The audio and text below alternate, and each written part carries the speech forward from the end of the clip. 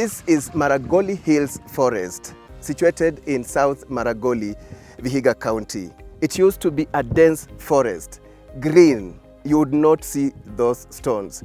But the forest was depleted due to human activity. And now the county government of Vihiga, in collaboration with its development partners, has initiated a program to reforestate the forest.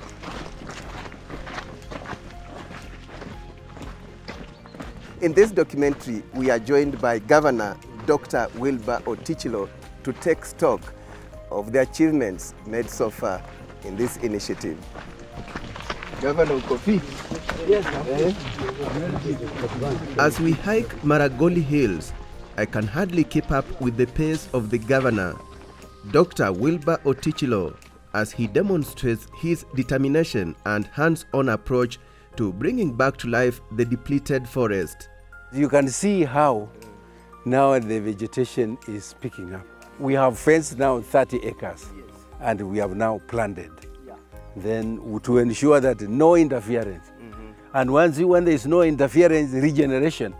There are many seeds that have stayed here for years. Once you create an environment, they will just regenerate back. So you can see we were here a year ago, and you can see the regeneration. When we were here, they were all open rocks. But see. Maragoli Hills is a gazetted forest. It covers over 430 hectares of land. This is a gazetted forest, and it is a forest which is gazetted by the national government and is a property of the national government. Because these forests are in the counties and they affect the ecosystem of the counties, then it is the sole responsibility of the counties to join hands with the Kenya Forest Services and the community to ensure that this forest is reforested. The human activities that contributed to the destruction of Maragoli Forest include encroachment, subsistence farming, overgrazing, sand mining, illegal harvesting of trees, and charcoal burning. This was part of the forest and it was fully covered by indigenous trees, but currently we have lost this forest. So because of that, there have been huge environmental impacts. One of the main environmental impacts that we've had is that we've lost the biodiversity. We used to have a huge number of animals in this section, and currently we've lost all of them.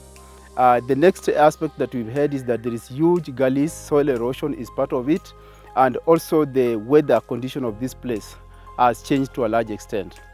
Nikioleka si kukuwa naona hii mawe yenye nyuma yangu hii, na ninafurahia tuungane kupanda hizi miche tuweze kurudisha msitu. Na mimi nikizaliwa nimepata hii msitu kama inaishaisha kabisa, kama ibakia tu mti mbalimbali moja moja, na watu wakichoma makaa wakang'oa paka V6 zilikuwa hapa. Sasa sisi tulikuwa tunaokota tu zile zimebaki zile ndogo ndogo. Haba tu kuiona venye ilikuwa, venye wanasema ilikuwa imeshika. Lakini tunajaribu ili rudi tuioneko venye ilikuwa ikuwa green. In the first case, the government licensed sawmillers who came, and we saw the government vehicles coming and logging the trees, and they carried the trees away. So the community saw that. But maybe they were harvesting mature trees. Someone will ask, why not? Yeah, of course. Because were they exotic trees, indigenous, or a mix? They were exotic and exotic trees. Yeah, exotic trees. And we had indigenous trees which was growing. So what was wrong with the harvesting the trees? I think it was not wrong, but the management of harvesting was not done properly. Because they were to harvest a number of hectares, plant, they go to another area. Cut as you replant, harvest as you replant. Yes. So that didn't happen. So it didn't happen. And when the community saw the trees were being cut without plants, they also entered in, and everybody was cutting trees, burning charcoals. And so it was free for all? It was free for all. It was free for all.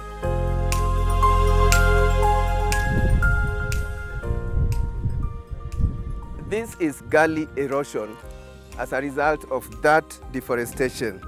The other consequence is loss of soil nutrients and the danger of landslides. You can imagine these stones sliding down there to homesteads. very dangerous. There have been many initiatives in the past to restore the forest, but according to the governor and the community, the initiatives were not sustainable.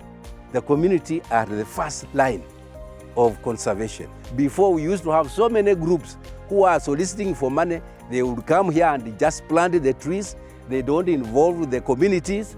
And when they leave, the communities hear that millions of shillings have been spent planting the trees and they were not involved. So they would just come and bring their livestock here and they would eat. And the others, they would just uproot them and say, we are not involved. Therefore, why? And the land is theirs. This land belongs to them because there is the ancestral land. When the county government came, they approached us, CFA, Community Forest Association, and we told them the challenges we are having around, and they involved us in every planning, from the initial stages to the planting stages. Okay. They also involved us in, sourcing the seedlings. So you feel involved. So you own the project. We own the project.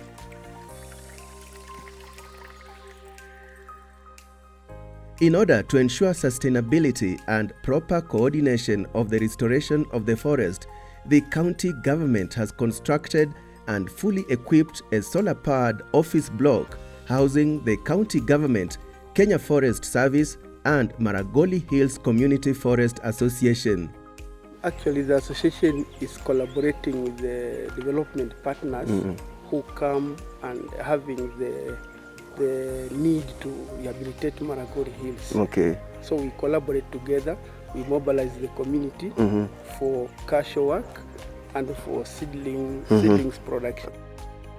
The restoration of this forest is part of Vihiga County government's efforts to mitigate effects of climate change. The carbon dioxide people are generating down there from vehicles, from so on. These trees are absorbing and convert into carbon, which is stored. So all this is stored carbon. It was once carbon dioxide, which should have gone in the air and caused the warming. But now these trees are capturing that carbon dioxide that is in the air. Some of this carbon dioxide even came from Kisumu. If you look, you see some haziness. That's part of their greenhouse gases. Emissions. Yeah, carbon. So we are helping to mitigate, and that's why we are now looking at the carbon markets. Very soon, we are going to tell the people of this place, we work out how much carbon dioxide this forest is taking, and we are going to sell it to the companies that emit carbon dioxide, but they want to continue emitting. So they will be emitting carbon dioxide, and our trees here will be absorbing. So they have to pay us.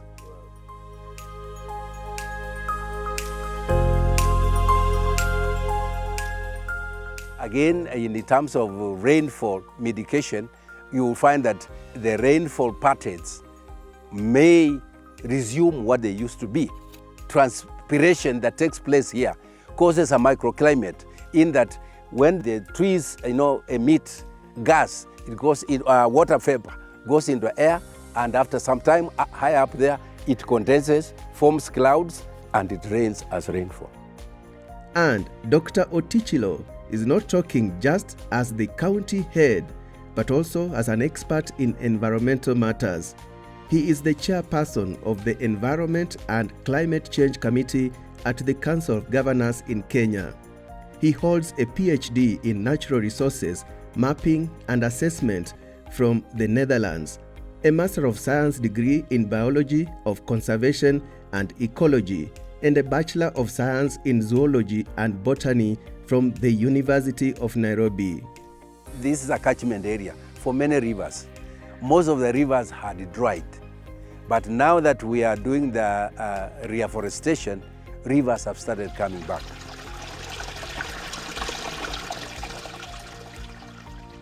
This is water now. Wow. This is now, if you go down there, you see the water coming out. Yeah. And we have conserved it with the bamboo guarantee. Wow. No runoff, clean water that will come out. Yeah. Just try it, very clean.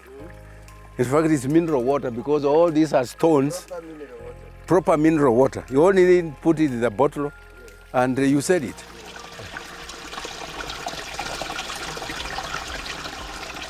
Tunafurahia mito zimeanza kurudi, tunapata maji sasa kwa wingi.